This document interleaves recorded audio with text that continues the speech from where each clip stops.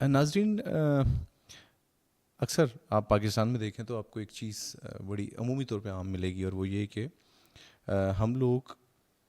مہنگائی کا شکار ہیں، ہم لوگ مختلف تکالیف سے گزر رہے ہیں، بجلی کے بل بہت زیادہ آ رہے ہیں، یہ سب کچھ ہو رہا ہے، لیکن یہ ابھی ہو رہا ہے۔ تھوڑا سا 4-5 سال پیچھے چلے جائیں، تب بھی ہماری ایک روٹین تھی، اور وہ روٹین یہ تھی کہ ہم لوگوں کے ساتھ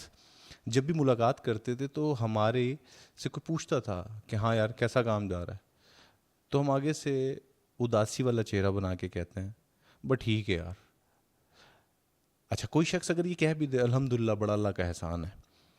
تھوڑی دیر کے بعد اس کی گفتگو کے اندر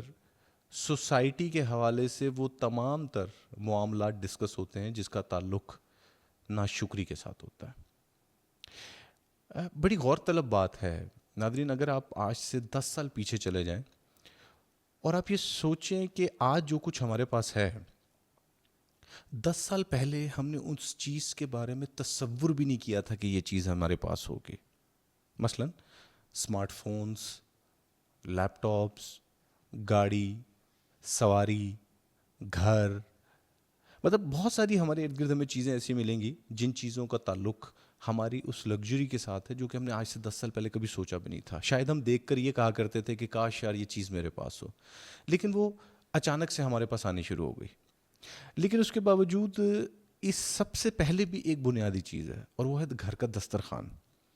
آپ تھوڑا سا پیچھے جائیے تو گھروں کے اندر مرغ مسلم تب بنا کرتا تھا جب کوئی مہمان آتا تھا، لیکن آج ہماری سبزی کے اندر بھی چکن، بیف، مٹن ایک عمومی بات ہے۔ لیکن پہلے کے لوگ جو دال روٹی کے ساتھ کھانا کھاتے تھے، ایک گھر میں افراد زیادہ رہتے تھے، کمائی کم تھی، بچے زیادہ تھے، ذمہ داریاں زیادہ تھیں، لیکن ان کے اندر سے نکلنے والا شکر اتنا افیکٹو تھا کہ وہ ایک گھر کا سربراہ گھر بھی بناتا تھا،